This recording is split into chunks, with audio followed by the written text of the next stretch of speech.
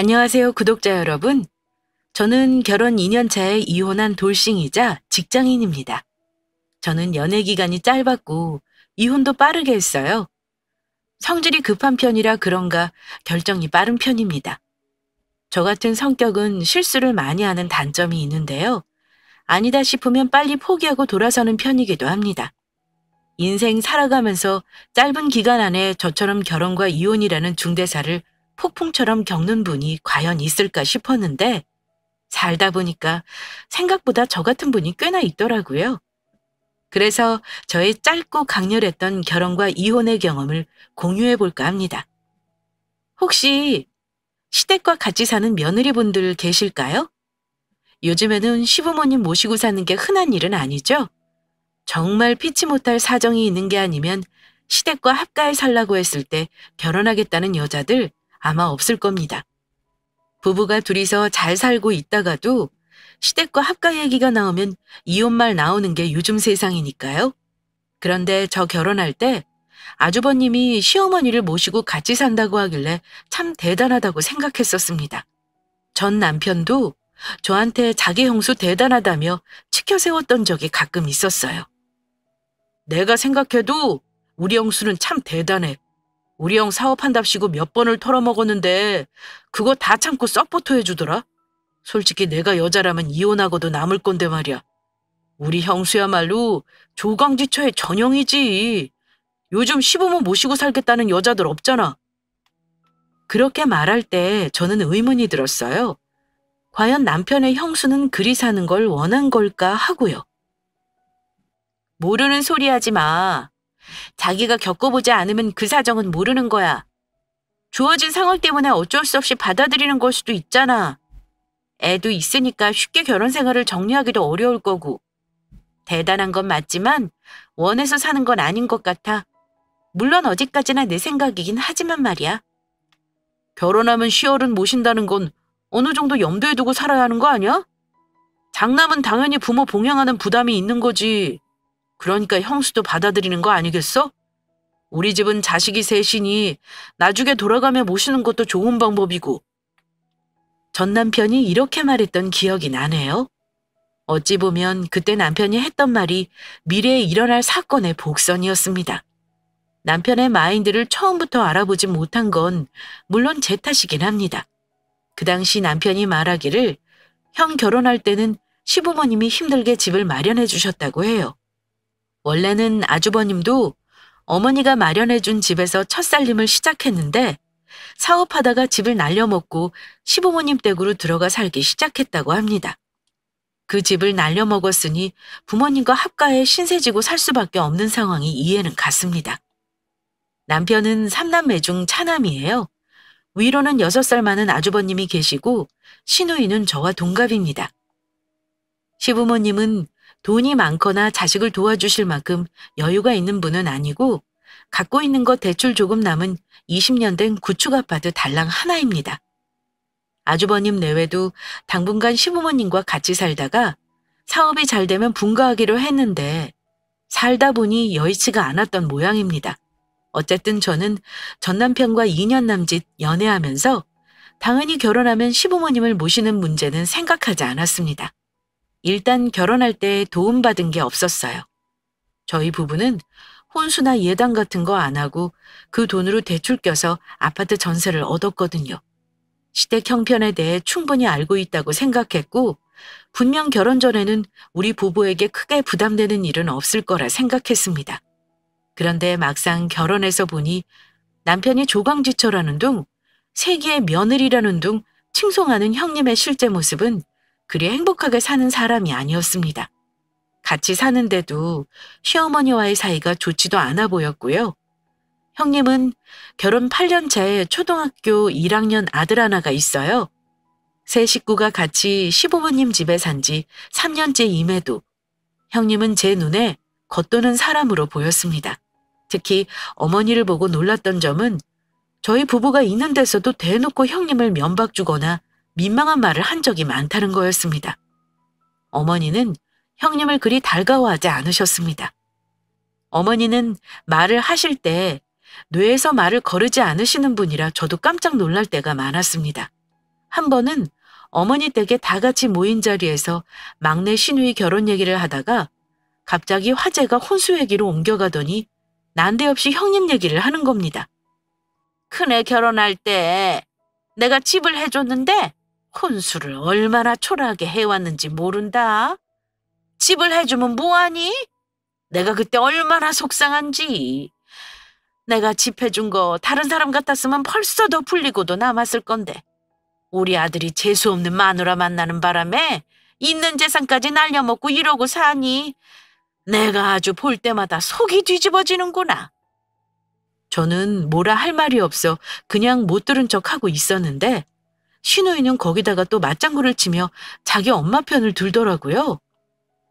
그러니까 엄마는 모태로 빚까지 내가며 오빠 집을 무리하게 해줘요? 둘째 오빠는 자기가 다 알아서 하는데 그럴 필요 없다니까. 부모가 해준 거 지키지도 못하고 다 털어먹었잖아요. 그렇다고 형님도 고분고분 듣고만 있는 성격은 아니어서 꼭 따지고 듭니다. 어머니, 말은 똑바로 하셔야죠. 집 날린 게 어째서 저 때문이에요? 남편이 사업한답시고 대출 다 뽑아먹은 걸 왜 제가 쓴 것처럼 말하시냐고요?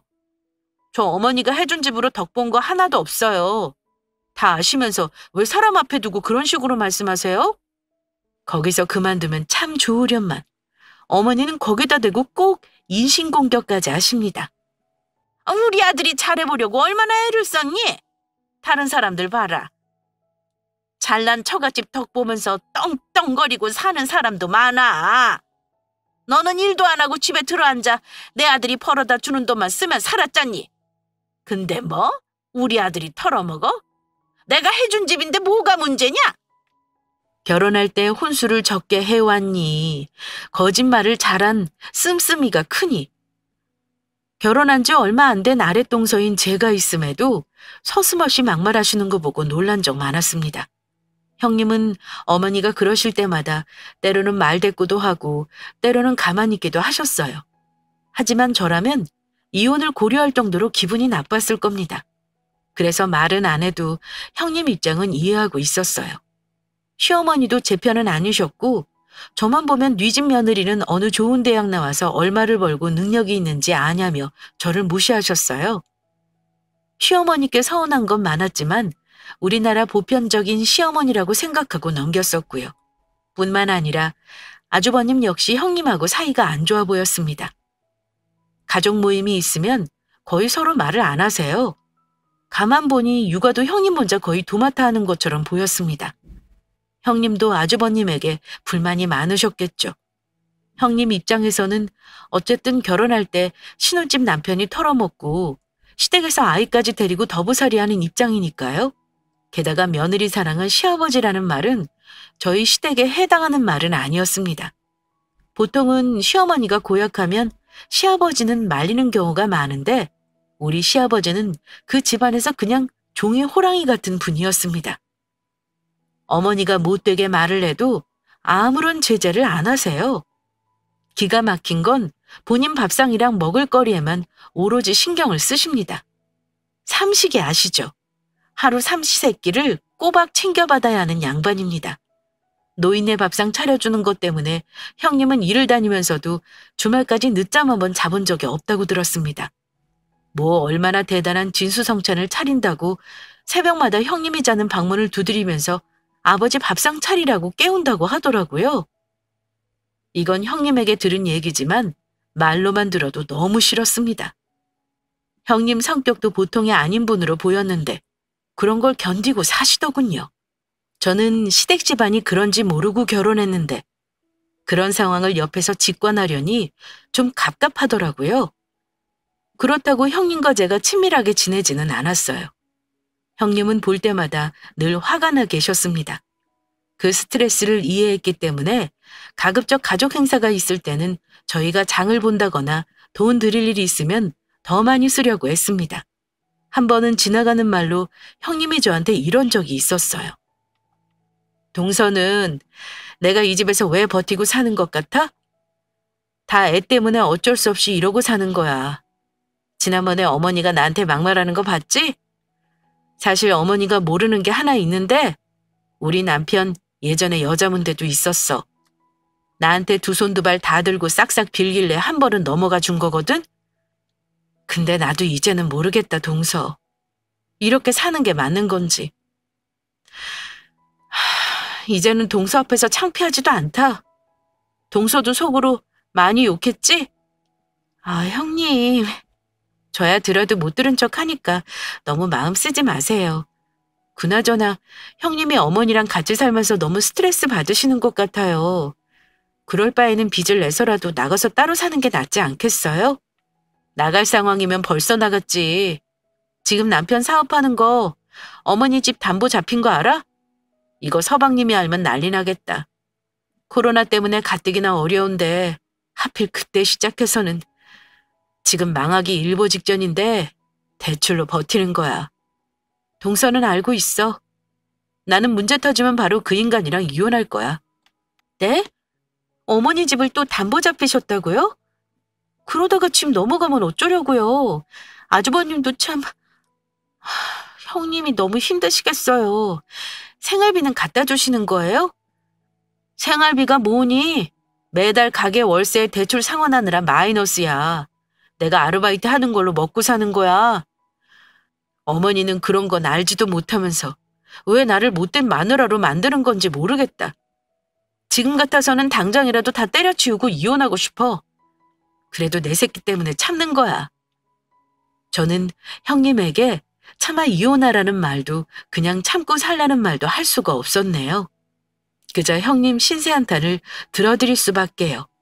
솔직한 말로 형님이 이혼하면 부담이 우리에게 올까봐 조금 걱정이 되기도 했고요. 못난 생각이라 해도 현실이 그러니까요. 그래도 같은 여자로서 형님이 너무 안 된 마음이 들더라고요. 형님, 너무 힘드시면 저한테 털어놓으시고 마음 푸세요. 제가 큰 도움 못 돼서 죄송하네요. 그래. 나는 그래도 결혼할 때 집은 시댁에서 해줬으니까 할 말이 없네. 다 날려먹어서 문제지만 말이야. 동서는 결혼할 때 아무 도움도 못 받았다며? 그래도 참 대단해. 둘이 야무지게 벌어서 사는 거 보면? 야무지긴요. 모르는 소리 마세요, 형님. 저희도 너무 힘들어요. 매달 어머니 생활비에 대출 상환에 쉽지가 않네요. 당장은 애도 못 낳을 것 같아서 미뤘어요. 그래, 돈 없을 때는 절대 아이 낳지 마. 애만 불쌍하다. 나도 원래 하나만 낳고 말 생각은 아니었거든. 근데 우리 형편에 둘 이상은 안 되겠더라. 동서 그거 알아? 나 원래 둘째 가졌었어. 근데 시아버지가 나중에 부모 봉양하려면 둘도 많다고 둘 이상은 절대 안 된다고 노래를 부르시더라. 근데 참 희한한 게 집에서 환영 못 받는 걸 애도 아는지 둘째는 임신 초반에 유산했어. 형님 말 듣고 정말 놀랐습니다. 부모 봉양해야 하니 아이 둘 이상 낳지 말라고 했다는 건 경악스럽더군요. 그것도 시아버지가 며느리에게 할 소리랍니까? 어쩜 까면 깔수록 이 집안은 내가 아는 것과 너무 다르다 싶어 소름이 끼쳤습니다. 형님은 저에게 처음 속을 털어놓은 후로 종종 힘든 일이 있을 때는 전화를 해서 하소연을 하기도 했습니다. 내용이야 뭐 늘 비슷했어요. 어머니가 구박하신 얘기와 아주버님과 불화 얘기 등등이요. 형님 얘기를 들으면서 느낀 게 뭐냐면요. 사람이 좋아서 한 결혼 돈 문제야 뭐 그러려니 했었는데 결혼하고 보니 돈 문제로부터 모든 갈등이 일어난다는 걸 깨닫게 되더라고요. 특히 저는 아주버님이 사업을 하면서 또 어머니 집을 담보 잡히고 대출을 받았다는 말에 어쩐지 불안했습니다. 이게 결국 나중에 사달을 내는 원인이 되기도 했고요. 생각했던 것보다 시댁 사정이 안 좋아 보여 걱정되기도 했습니다. 게다가 만약 최악의 상황에 시부모님 집이 날아가게 된다면 그 다음은 어떻게 되는 건지 생각만 해도 아찔했습니다. 어머니 집을 담보 잡혔다는 건 남편도 알고 있어야 할 것 같아 그 사실을 얘기했더니 남편은 대수롭지 않게 생각하더라고요. 당신 혹시 아주버님이 어머니 집 담보 대출 한도까지 다 받은 거 알고 있어? 뭐? 형이? 사업 때문에 자금이 필요했나 보네. 아주버님 사업이 잘 되면야 괜찮겠지만 얘기 들어보니 어려운 것 같더라. 형님한테 생활비도 잘 안 갖다 주고 힘들어하는 것 같던데. 저러다 대출 못 갚고 집 넘어가면 어떡해. 한두 푼도 아니고 몇 억이 되는 돈이잖아. 형이 알아서 하겠지. 사업하는 사람들 억대 빚지는 거 일도 아니야. 내 빚도 아니고 형이 진 건데 우리한테 불똥 튈 일 있겠어? 그럴 일이 왜 없어? 당신은 왜 이렇게 아니래? 만약의 경우도 생각하고 있어야지. 아, 일어나지도 않은 일 걱정하지 마. 우리 형 사업하는 사람이라 알아서 잘할 거야. 남편은 불안하지도 않은지 제가 걱정하는 걸 예민하다고 하고는 신경도 안 쓰더라고요. 불안한 예감은 왜 틀리지를 않는 걸까요? 저는 그 후 형님과 아주버님이 위태위태하게 사는 거 지켜보고 있었는데요. 결국 사달이 나고 말았습니다. 나쁜 일은 한 번에 온다고 하던가요? 아마 형님한테는 그때가 지옥의 나날이었을 겁니다. 아주버님은 사업만 신경 쓰기도 모자랄 판에 결국 여자 문제까지 터뜨리더군요. 아주버님이 또 바람을 피웠는지 형님한테 걸리고는 어머니가 있는 집에서 물건까지 집어던지고 크게 싸웠다고 하더라고요. 형님은 아주버님 바람을 알고 나서 거의 매일 밤 제게 연락을 하셔서는 울고불고 이혼하겠다며 난리를 피우셨습니다. 형님, 일단 마음을 좀 추스르고 생각해보세요. 당장 대책도 없이 무작정 나가면 고생이잖아요. 연준이는 무슨 죄예요. 아직 어린데 엄마가 필요하잖아요. 내가 그 자식 또 지랄일 줄 알았어. 어머니는 자기 아들이 그런 잘못을 했는데도 나한테 뭐라는 줄 알아? 남자가 한 번은 실수할 수도 있다고 참으란다. 그래서 두 번째라 그랬어. 그랬더니 이번에 같은 여잔지 다른 여잔지 묻더라. 동서, 나 이런 거지 같은 집구석에서 살아야 하는 거니?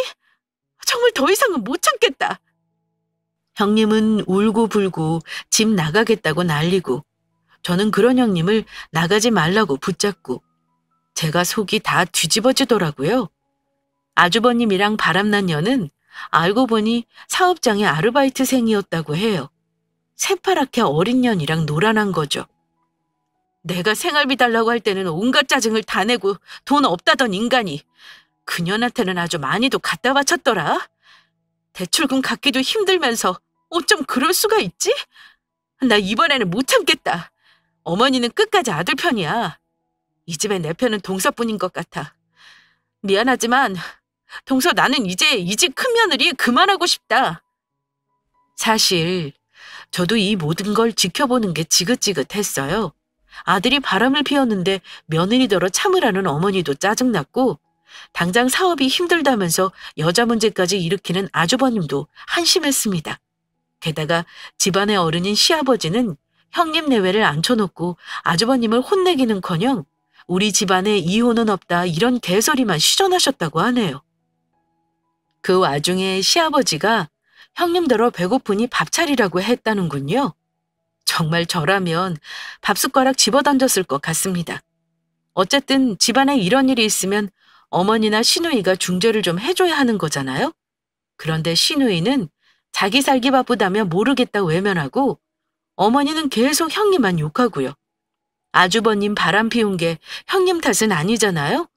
근데 나중에 내가 저런 일을 당해도 어머니는 저러시겠구나 생각이 드니까 정말 오만정이 다 떨어지더라고요.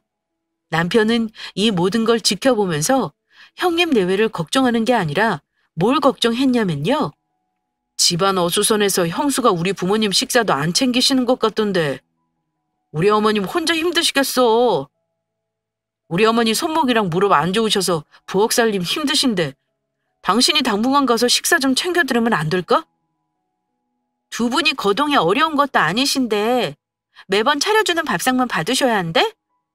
어머니는 운동까지 다니시면서 어쩜 며느리를 매사다 부려먹으시려고 하는 거야? 난 형님이랑 달라. 집이 가까운 것도 아닌데 내가 시댁에 맨날 어찌 왔다 갔다 해? 정 걱정되면 당신이 가서 챙겨드려. 당신은 이런 상황에서 그런 걱정을 하고 있니? 당최 당신 집안 사람들은 이해가 안 간다. 솔직히 말하면 형님이 진작에 도망갔어도 하나도 이상할 거 없었어. 나 같으면 진작에 이혼했다. 결혼했으면 당연히 며느리돌이 하는 거고 다들 그렇게 살아. 시부모 봉양하고 식사 챙기는 게 뭐가 어렵다고 그래? 형수는 몇 년을 한 일이야. 당신이라고 못할 게 뭐 있어? 형님은 뭐 좋아서 하신 줄 알아? 다 자식 때문에 참고 사신 거야. 근데 아주버님이 배신한 마당에 시부모 밥 차리고 싶겠냐? 며느리돌이 찾지 말고 자식돌이나 잘해. 자기 부모님 식사 걱정하는 효자가 우리 남편이더라고요. 집안이 어수선한데 그런 걱정하고 있는 남편이 얼마나 짜증이 나던지요. 결국 형님은 아이를 놔주고는 아주버님과 이혼하겠다며 집을 나가버리셨습니다. 형님이 나가고 나니 어찌 됐는 줄 아세요? 그야말로 집안 꼴이 엉망이 되었죠. 그동안 형님이 얼마나 많은 역할을 했는지 다들 모르고 있었을 겁니다. 그런데 문제는 그게 아니었습니다. 어머니는 형님이 아이를 놔두고 집을 나가고 나서는 아주버님이 바람난 그 여자를 집에 들이려고 하셨습니다. 알고 보니 아주버님이 바람난 그 아가씨를 새 며느리로 들여 또 부려먹을 생각이셨던 거죠. 그 말 듣고 너무 기가 막혀 남편과도 대화 끝에 말싸움을 심하게 했습니다. 아주버님 바람 피운 그 여자 이 집에 들이면 나 당신 부모 그냥 연 끊고 살래. 내가 나보다 어린 년에다가 가정 파기한 여자를 형님 대접하고 살아야겠어? 절대 못하니까 나한테 혹여나 그 여자 형님 대접 해주라고 바라지 마. 이미 형수는 형이랑 인연이 끝났어. 숨어서 만나느니 차라리 같이 살라는 건데 뭐가 문젠데? 세상에 이혼하고 재혼하는 사람이 우리 형뿐이야? 당신은 뭐가 그렇게 고결하고 잘난 척이야? 아주버님도 그래. 당신은 형이 잘한 일이라고 생각해? 어쩜 아이까지 낳아준 조광주처를 버리고 그럴 수가 있니? 가정 파괴한 상간녀를 집안에 들인다니 미쳤구나. 말리지는 않겠지만 얼굴 보고 살 생각 없으니까 가려면 당신이나 가서 형수 대접해줘. 만나보니까 막대 먹은 여자는 아니야. 우리 조카도 키워주고 부모님 봉양도 잘하겠다잖아. 그 전에 형수는 맨날 죽상만 하니 복이 들어오려다가도 굴러나간 거라 생각 안 해? 뭐라고? 그럼 그 여자가 복덩어리다 뭐 그런 거니? 다 참 어이가 없어서. 당신 그러다 정말 천벌받아.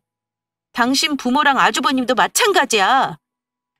저는 그 여자가 형님 자리를 꿰차고 들어온다고 해도 절대 받아들일 수 없었습니다. 같은 여자로서, 며느리로서 그 여자를 받아들이면 저도 언젠가는 남편이 바람을 피워도 묵인해야 하는 일이 생길 것 같은 거예요. 이혼을 불사하더라도 그건 싫었습니다. 저는 남의 가정 파탄내고 들어와 살겠다는 그년도 이해가 안 갔고 그걸 또 좋다고 하는 시부모와 남편도 이해 불가였습니다. 더 기가 막히는 건요. 어머니는 그 여자가 어린 손주 키워주고 부모랑 같이 살겠다고 하니 고맙다고 하셨다네요. 형님은 그렇게 사람 지금 안 해놓고 집에서 쫓겨나듯 내보냈으면서 어쩜 그럴 수가 있나요? 물론 근본적인 원인은 바로 아주버님이죠. 집안을 순식간에 완전 콩가루 집안으로 만들어 왔으니까요. 저도 익명의 공간인 이곳에서 얘기하는 거지 다른 곳에 가서는 차마 말도 못한 겁니다. 하지만 저도 아무리 이 집 식구가 되었다고는 하나 남편에게나 그렇게 말하는 거지 시부모에게는 감나라 대추나라 그런 얘기 못해요. 어쨌든 아주버님 사생활이고 그 집 식구 일이니까요. 못된 짓 하는 사람은 어떻게든 다 돌려받는다는 말이 맞는 게요. 이혼 절차도 안 끝내놓고 한창 신방 차리느라 신이 나 있는 아주버님이 아주 폭망을 하게 되었습니다. 여자한테 정신 팔리고 가정을 돌보지 않는 사람이 사업이라고 제대로 하겠어요? 결국 계속 빚잔치 하다가 터져버린 거죠. 그 집에서는 형님이 계셨기에 집안을 지탱한 거였는데 그게 없어지니 하나둘 무너지는 것 같았습니다. 그 뒤로는 뭐 뻔했죠. 돈 없는데 남자한테 붙어있을 여자가 있나요? 당장 며느리 노릇하려던 그 여자는 종족을 감추고 사라졌습니다. 새 며느리 드리겠다고 하시던 시부모님은 그 말이 쏙 들어갈 정도로 상황이 나빠졌습니다. 시부모님은 자식들이 주는 생활비로만 생활하셨고 전혀 수입이 없으세요. 그런데 아주버님이 대출을 몇 달째 못 갚고 있으니 그 돈을 어찌 감당하겠어요. 가게 보증금까지 다 빼서 써버리더니 결국은 저희한테까지 돈 얘기를 꺼냈습니다. 하지만 돈줄은 제가 꽉 틀어쥐고 있었어요. 저는 밑빠진 독에 물 붓게 하는 것처럼 절대 아주버님에게 목돈을 빌려드릴 생각 없었습니다. 왜 우리까지 피해를 보고 고통 분담을 해야 하는 건지 모르겠더군요. 저희 부부도 아주버님 때문에 정말 많이 싸웠어요. 이혼 얘기 오간 건 당연했고요. 집에 그런 일이 있으니 남편과의 사이도 좋을 리가 없었죠. 결국 아주버님은 시부모님 집을 급하게 처분하고 겨우 원룸 월세 얻을 보증금만 남기고 본인만 살겠다고 이사 날짜를 정해버렸습니다. 그랬더니 문제가 뭐겠어요? 시부모님이 갈 곳이 없어진 거죠. 정말 환장할 노릇이었습니다. 저는 혹여 남편이 시부모님을 모시자는 말을 할까봐 온 신경을 곤두세우고 있었어요. 그런데 아니나 다를까 집 빼야 하는 날짜가 다가오면서 저한테 밑밥을 깔기 시작하는 겁니다. 여보, 우리는 아직 애도 없고 방도 이 집에 3개나 있으니까 부모님하고 같이 살아도 불편한 거 없을 것 같지? 대체 그게 무슨 소리야? 어머니 아버지 이사 갈 집 아직 결정 안 한 거야? 어려우면 시누이네라도 가 있으시겠지. 그러지 말고 우리가 모시자. 계속 모시자는 건 아니야. 당분간 형 자리 잡을 때까지만 모시자. 우리만 편하게 살자고 부모님 힘드신 거 외면할 수는 없잖아. 힘든 상황인 건 알지만 저는 아무런 준비가 되어 있지 않은 상황에 시부모님과 살림을 합칠 생각은 전혀 없었습니다. 게다가 모든 일은 남편 형이 저질렀는데 내가 이런 부담을 떠안아야 하는 것도 억울했어요. 아주버님이 저지른 일을 왜 당신이랑 내가 수습해야 하는 건데? 집 처분해도 어머님 아버님 살 집은 얻어줘야지. 대체 당신 형은 생각이 있는 사람이야? 난 지금 당장 부모님 절대 못 모셔. 그럴 거면 당신이 대출이라도 받아서 부모님 원룸이라도 얻어드려. 당신 정말 이럴 거야? 이 집이 당신 집이야? 어머니 내 돈도 보탠 내 집이야. 당신이 안 된다고 반대하면 내가 뭐 오냐 하고 받아들일 것 같아? 남편은 집에 보탠 자기 돈까지 운운하며 언성을 높이기 시작했습니다. 저는 그동안 형님이 시부모를 모시며 힘들었던 걸 쭉 지켜봤기 때문에 더욱더 합가하는 걸 받아들일 수 없었습니다. 난 분명히 말했어. 나는 당신 부모님 같이 살 생각 없으니까 다른 방법 형하고 상의해서 찾아. 안 그러면 이혼 각오해. 이혼? 이깟 일로 무슨 이혼이야. 내가 그 말에 겁이라도 먹을 것 같냐? 다른 집 며느리 있으면 한번 물어봐. 집안에 우환 있는데 당신처럼 이렇게 나몰라라 하는 게 맞는지. 남편도 자기 뜻대로 움직여주지 않으니 화가 났겠죠. 하지만 제가 양보하면 고생길 펼쳐질 게 뻔한 건데 저에게는 남편과 사느냐 마느냐는 문제나 마찬가지였습니다. 남편과 심하게 싸우고 나서 며칠간 냉정기간을 가지는 동안 서로 한마디 말도 안 했습니다. 돌아가는 걸 지켜보니 남편은 어머니랑도 통화하고 자기 형이랑 통화하면서 방법을 찾느라 고심하는 듯 했습니다. 내 의견은 분명히 전달했으니 다른 방법을 찾겠구나 하고 저도 마음을 놓고 있었어요. 그리고 시부모님 집을 비워줘야 하는 날을 며칠 앞둔 어느 날이었습니다. 주말이라 저도 집에서 쉬고 있는데 그날따라 남편이 본인이 게임방으로 쓰는 서재 방 청소를 열심히 엄청 하더라고요. 책상도 옮기고 뭘 잔뜩 버리고 하길래 무슨 바람이 불어 저러나 하고 모른 척 했습니다. 그리고 집을 나가 반나절이 지났나 봐요. 문을 열고 들어오는 소리에 무심코 소파에 누워있다가 고개를 돌렸는데 정말 기가 막히더군요. 남편과 시부모님이 같이 집에 들어오시는데 캐리어를 잔뜩 끌고 들어오시는 겁니다. 웃긴 건 며느리 눈치 보는 거 전혀 없는 분들이라 들어오시면서 잔소리를 바로 시작하시더라고요. 시어머니가 저를 보더니 너는 무슨 귀신이라도 본 것처럼 그러고 있니? 우리가 어디 못 올 때라도 왔어? 여기 내 아들 집이다. 그러고 있지 말고 일단 우리 지낼 방부터 정리해라. 이러시더군요. 시아버지는 옆에서 한술 더 뜨더군요. 그 며느리 덕을 못 봤으니 둘째 며느리 덕은 좀 보려나? 우리가 안방 쓰면 되는 거냐? 이러시더니 안방 쪽으로 걸어가 문을 확 열어줘 주시더군요. 그러자 남편이 옆에서 이러더라고요. 방은 제가 치워놨어요. 안방은 너무 짐이 많아서요. 나중에 불편하면 치워드릴 테니까 일단은 작은 방에서 지내세요. 이러면서 부모님을 작은 방으로 모시고 가더군요. 너무 기가 막혔죠. 저는 남편을 노려보며 말했습니다. 당신, 이게 무슨 짓이야? 나한테 상의도 없이 갑자기 부모님 두 분을 다 모시고 오면 어쩌자는 거야? 이렇게 무작정 밀고 들어오면 내가 어영부영 넘어갈 줄 알았어? 언성 낮춰. 우리 부모님 계시는데 버릇없이 며느리가 뭐 하는 짓이냐? 끝까지 자기 부모만 생각하는구나. 당신이 같이 사는 사람은 나라는 거 잊었니? 어지간히 해. 당신 우리 집에 시집 온 며느리야. 그럼 며느리 도리로 시부모 모시는 거 당연한 거야. 부모는 장남만 모시라는 법 있어? 나는 우리 형한테 부모 봉양 다 떠넘길 생각 없어. 당신 말은 똑바로 하자. 솔직히 아주버님이 당신 부모 집에 얹혀 살면서 형님만 식모처럼 부려먹은 거잖아. 누가 들으면 당신 형이 시부모님을 엄청 잘 모신 줄 알겠어. 지난번에 내 말은 귓등으로 들은 거야? 남편은 제가 시부모님이 있건 말건 목소리를 높이고 화를 내자 약간 당황한 듯 했습니다. 이런 식으로 일단 부모님을 집에 들이면 제가 할 수 없이 받아들일 줄 알았던 모양입니다. 저는 남편 뜻대로 움직여줄 생각은 전혀 없었습니다. 그럼 부모님 당장 집은 빼야 하고 형수님 없어서 부모님 식사 챙길 사람도 없는데 어떡해? 형수도 몇 년을 한 걸 당신이라고 못할 거 없잖아. 너도 며느리니까 며느리 도리는 해야지. 이 상황에서 끝까지 나 몰라라 할 거야? 당신 어머니는 며느리 쫓아날 기운은 있으면서 밥하실 기운은 왜 없으시대? 알아서 해드시라고 해. 나는 형님처럼은 못해. 나한테 며느리 도리 찾을 게 아니라 당신이 자식된 도리를 해야지. 차라리 잘 됐네. 당신이나 아주버님이나 며느리한테 효도는 미루고 방관이나 하고 있었잖아. 이번 기회에 너도 부모님한테 효도나 제대로 하지 그래?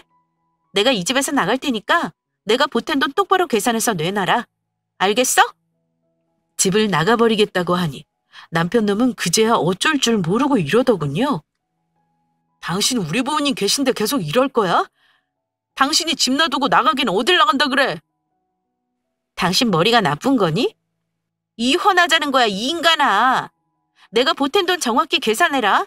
일주일 내에 내 돈 안 돌려주면 이 집 바로 부동산에 내놔버릴 거니까 그런 줄이나 알아. 저는 남편에게 단호하게 말하고 짐을 급히 싸기 시작했습니다. 남편은 제가 이혼하자고 하자 이게 아닌데 하는 얼굴이었습니다.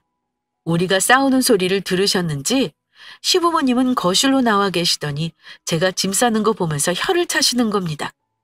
아버지는 못마땅하다는 듯 어디 시부모가 있는데 남편하고 부부싸움을 하는 거냐? 네 친정 부모가 그렇게 가르치시던? 옛날 같았으면 어림없었다. 너네 부모 전화번호 대라. 내가 전화해서 딸 교육 어찌한 거냐고 따져 물어야겠다. 이러시는데 정말 사람 질린다는 게 이런 건가 싶었습니다. 분위기 파악 못하고 시어머니도 한마디 거두시더군요. 내 아들 집이니 싫으면 네가 나가는 게 맞지. 나도 너같이 버릇없는 며느리 필요 없어. 어디 시부모 같이 사는 거 싫다고 짐을 싸? 그랬더니 남편이 황급히 부모님 방 안으로 밀어넣고는 저한테 이러더군요. 여보, 일단 오늘은 부모님 주무시게 하고 내일 다시 얘기하자. 어? 당신이 정 싫으면 우리가 다른 곳으로 나가서 살아도 되잖아. 이 집에서 부모님 지내시라고 하면 되겠네. 그걸 지금 말이라고 하니? 내 집 놔두고 내가 왜 다른 곳에서 살아? 그럴 거 없어. 나는 내 돈만 챙겨서 당신이랑 이혼하면 그만이야. 새삼 당신 형수님이 참 존경스럽다. 어쩜 저렇게 고약스러운 노인네를 둘이나 모시고 살았대? 당분간 친정에 가 있을 테니까 당신은 부모님 잘 모시고 효도 많이 해. 효도는 자식이 하는 거야. 며느리 통해서 효도할 생각하지 말고 당신 손으로 정성스레 꼭 삼시세끼 다 챙겨들어. 이혼서류 보낼 테니까 도장 찍을 준비나 하고 법원에서 보자. 이혼? 당신 미쳤어? 시부모 같이 살자는 말에 이혼한다는 며느리가 세상에 어디 있어. 그러지 말고 일단 내가 잘못했으니까 짐 풀고 방에서 다시 얘기해보자. 어? 당신이야말로 주변 사람들한테 물어봐. 이런 식으로 시부모 모시라고 하면 100%다 이혼이야. 정신 차려. 저는 남편에게 마지막 일침을 가하고 집에서 나와버렸습니다. 남편 놈은 현관밖까지 따라 저를 나서다가 어디 마누라 꽁무니를 쫓아가냐는 어머니 호통에 더는 나와서 붙잡지도 않았습니다. 저는 제 차를 가지고 친정으로 와서 부모님께 상황을 설명드리고 이혼하겠다고 했어요. 친정 부모님은 자초지종을 들으시고는 한참 고민을 하셨습니다. 저희 부모님도 옛날 분들이시라 만약 저와 같은 상황이었다면 엄마는 시부모님을 모시고 살았을 수도 있어요. 하지만 그것도 시부모님 성품에 따라 결정하는 거죠. 집 나간 형님이 당하고 산 거 하나하나 말씀드렸더니 친정엄마는 경악스러워 하셨습니다. 어머 얘, 너 그 집 며느리로 살다가는 말라 죽겠다. 네 시부모님 그렇게 안 봤는데 사람을 아주 은근히 말려 죽이는 스타일이구나. 어쩜 겉으로는 세상 사람 좋은 척 하더니 맏며느리를 그렇게 힘들게 했단 말이야? 네 형님이 많이 참고 살았네. 네 아주버님도 진짜 못된 인간이구나. 세상에 본쳐버리고 바람 피우는 것들은 전부 천벌받는 거야. 자식까지 있는 사람이 그런 짓 하고 잘 살 것 같아? 절대 아니지. 다 업보로 돌아오는 거다. 최서방이고 나발이고 너 그 집에서 시들어가는 거 엄마는 볼 생각 없으니까 당장 이혼해. 엄마는 두 말 안 하고 저더러 이혼하라고 하셨고 저도 확실히 이혼을 맘먹고 이혼 방법을 고민했습니다. 그 변호사 만나서 이혼소송 상담도 받았고 협의 이혼할 경우 득실도 따져봤어요. 그리고 일단 남편에게 협의 이혼하자고 의사를 전달했습니다. 당연히 남편은 한 번에 받아들이지 않았어요. 친정에 밤늦게 찾아와 저희 부모님 앞에서 싹싹 빌었고요. 그때 엄마가 남편에게 물었습니다. 자네, 내 딸이랑 이혼이 싫다면 부모님을 집에서 내보내고 연 끊고 살 수 있겠나? 그런데 남편은 이렇게 대답했습니다. 따로 사는 건 제가 어떻게든 해보겠습니다만 어찌 부모랑 연을 끊고 살겠습니까? 그건 제가 약속드릴 수 없는 거네요. 그럼 두말할 거 없네. 당장 이혼하게. 내 딸은 자네 집안 며느리 오늘부로 사표야. 내 딸이 말라 죽는 꼴 절대 못 보니까 자네 부모랑 연 끊을 생각 아니면 다시는 찾아오지 말게. 저는 남편에게 이혼 서류를 건넸고 그 자리에서 남편의 서명을 전부 받았습니다. 그 인간은 체념했는지 결국 이혼을 받아들이더군요. 효자인데 어쩌겠어요? 아마 그 인간은 자기 부모 봉양할 여자를 골라 다시 재혼해야 할 겁니다. 그런 여자를 찾을 수 있을지 모르겠지만요. 우리는 아이도 없었고 혼인기가도 3년이 안 되었기에 이혼이 남들처럼 오래 걸릴 것도 없었습니다. 살던 집은 제가 부동산에 내놔버렸어요. 남편은 자기 부모와 함께 지낼 집을 알아보는 것 같았고요. 다행히 집이 금방 빠져서 저는 이혼 마무리하며 제 몫의 돈과 그동안 모은 돈을 나누고 남편과 깨끗하게 정리했습니다. 소송했으면 위자료도 조금은 챙길 수 있었겠죠? 하지만 소송에서 더 밑바닥을 보느니 빨리 정리하고 싶어 협의 이혼으로 끝냈습니다. 다음 달이면 이혼한 지 딱 1년째네요. 생각보다 이혼이 인생의 큰 리스크는 아니더라고요. 이혼하고 형님과 연락이 닿았는데 아이를 데려와서 둘이 친정 근처에 자리를 잡고 잘 산다고 하더군요. 제가 이혼했다는 소식 전하니까 잘했다고 저보고 똑똑하다면서 웃으시는데 마음이 좀 짠했습니다. 형님이 행복하게 살기를 진심으로 바랍니다. 저 또한 앞으로 씩씩하게 살 거고요. 시부모님이 전부 저런 건 아닐 겁니다. 다 같이 행복하게 사시는 분도 많으니까요. 하지만 며느리를 식모 취급하고 무시하는 시부모를 굳이 참고 모시고 살 필요는 없는 것 같아요. 며느리 도리가 대체 뭐라고요? 다들 본인 행복을 우선으로 생각하시기 바랍니다. 제 사연은 여기서 마치겠습니다. 사연 들어주셔서 감사드리며 모두 행복한 나날 되시길 바랍니다.